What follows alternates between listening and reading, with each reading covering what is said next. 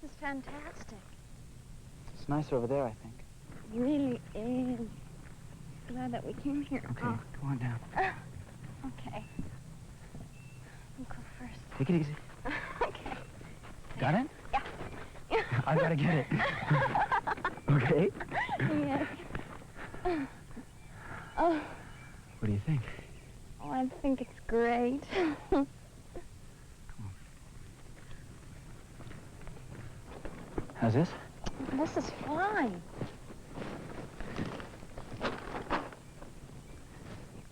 You want some help? I think I got it. Okay.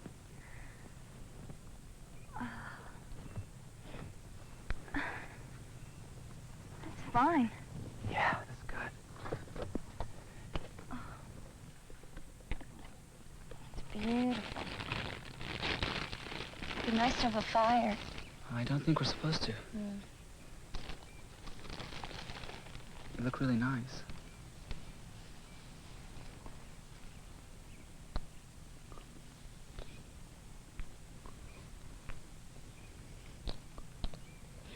I'm starved, aren't you?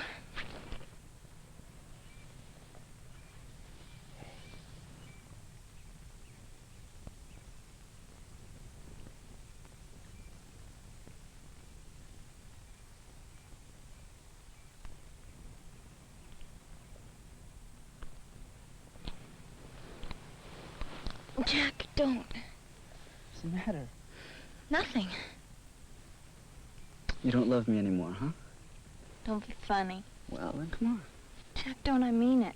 Hey, what's eating you? Nothing. I'd like to have a picnic, that's all.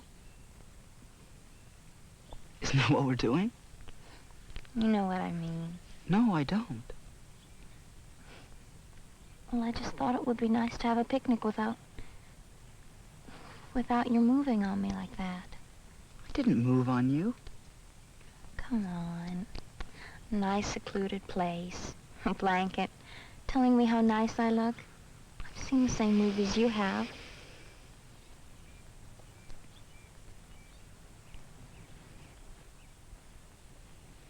Let me see. There's tuna fish, and there's a bologna. What kind do you want, Jack? I don't care. Come on, Jack. Well, what if I did move on you? So what? It's just that it didn't... I don't know, I thought we were going to have a picnic. It's so beautiful. I thought we'd sit and eat and talk and have fun, you know? Sure, so did I. Let's do it, okay? Okay.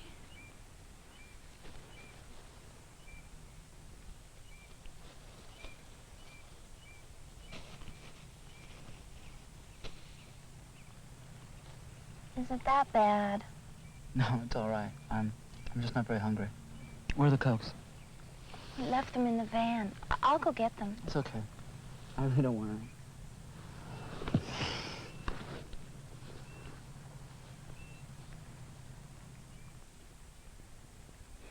Listen, I'm sorry I made you mad. I really didn't mean to. I'm not mad.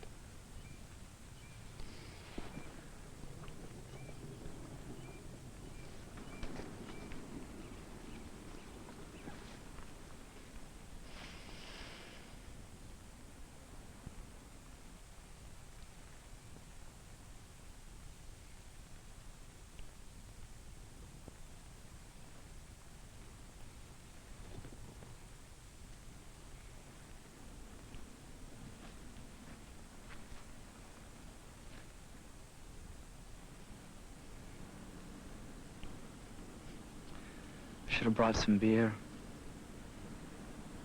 Picnics aren't any good without beer. Why didn't you? Because I knew you'd bitch if I did. Wouldn't? Jack, come on. Come on. You know, you're just like my little brother. When he doesn't get what he wants, he pouts. Let's sit down, okay?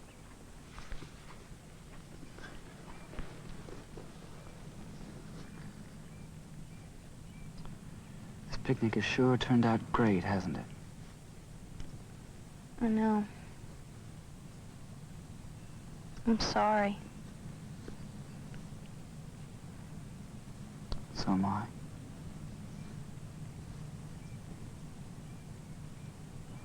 We haven't had much fun lately. I know. I don't know what's wrong with you. Me? Yeah, with you. You're the one who's changed. I mean, for 6 months, things were really going good. You know, we were getting it on and everything, and... Well, I haven't taken out another girl in months. But now,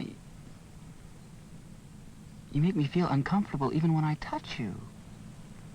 Or anything, like it was wrong. I didn't mean it was wrong.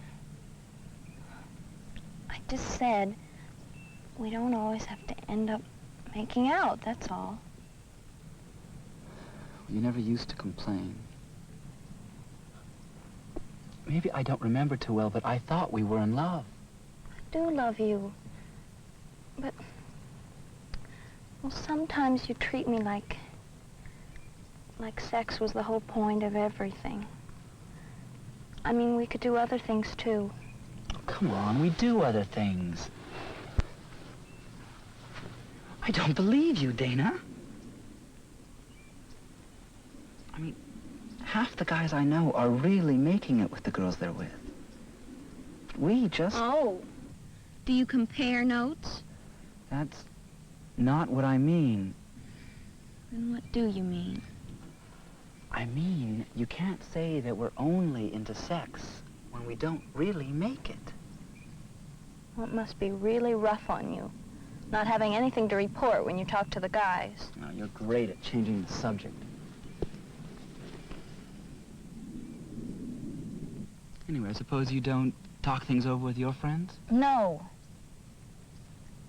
At least not the way you talk about it with the guys. Like it was all some kind of a game. And the idea is to rack up as many points as you can. Well, right now I'm beginning to think that Eddie was right. About what? He just said you were very uptight. You want to know what Sandy Corman said about you?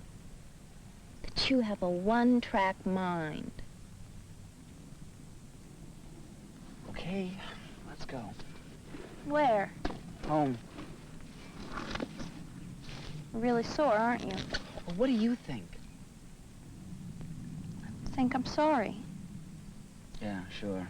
Let's go.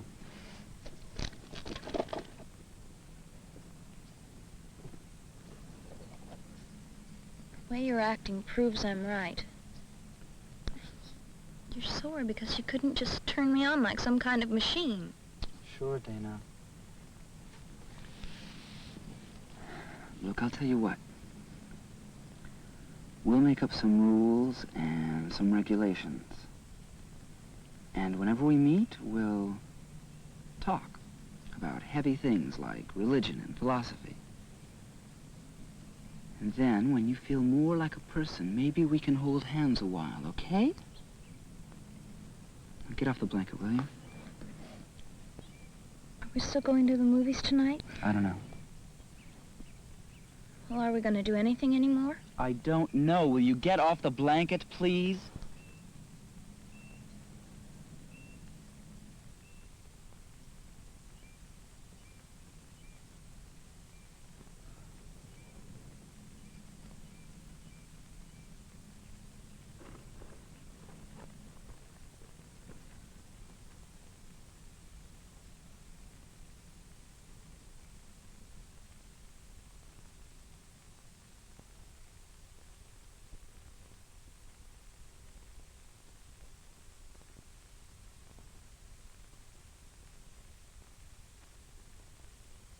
A quarrel between a girl and boy one afternoon in the park becomes the turning point in their relationship, maybe even the end of it. There are any number of ways you might think about such a confrontation. We hope the film would start you thinking about what boys usually expect from girls and what girls usually expect from boys, and how and why those expectations can be so different. What do Dana and Jack expect from each other that they are not getting? Are the cliches generally true? Do most boys' expectations come from seeing it all as kind of a game with making out the whole point of the relationship? Does a girl usually expect something else? A more lasting commitment? Do girls encourage expectations in boys that they don't intend to fulfill?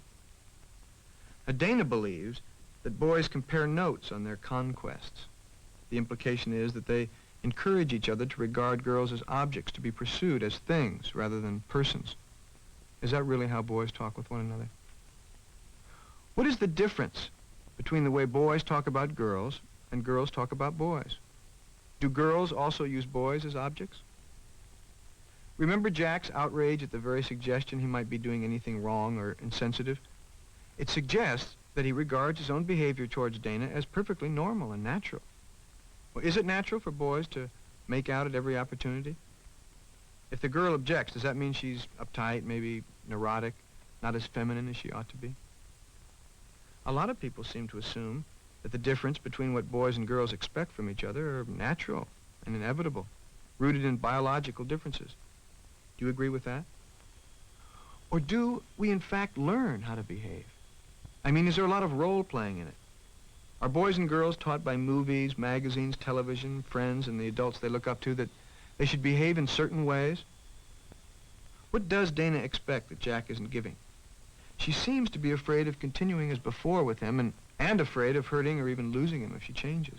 What creates those fears? When Dana compares Jack to her kid brother, who pouts when he doesn't get his way, Jack is resentful. Would most guys react that way? Why does it make him so sore? Because it's unfair? Because there's truth in it? Or does Dana mean it to be a heavy put-down to his sense of masculinity? Suppose Jack and Dana thought it over and decided to really try and meet each other's expectations. How might that change their relationship?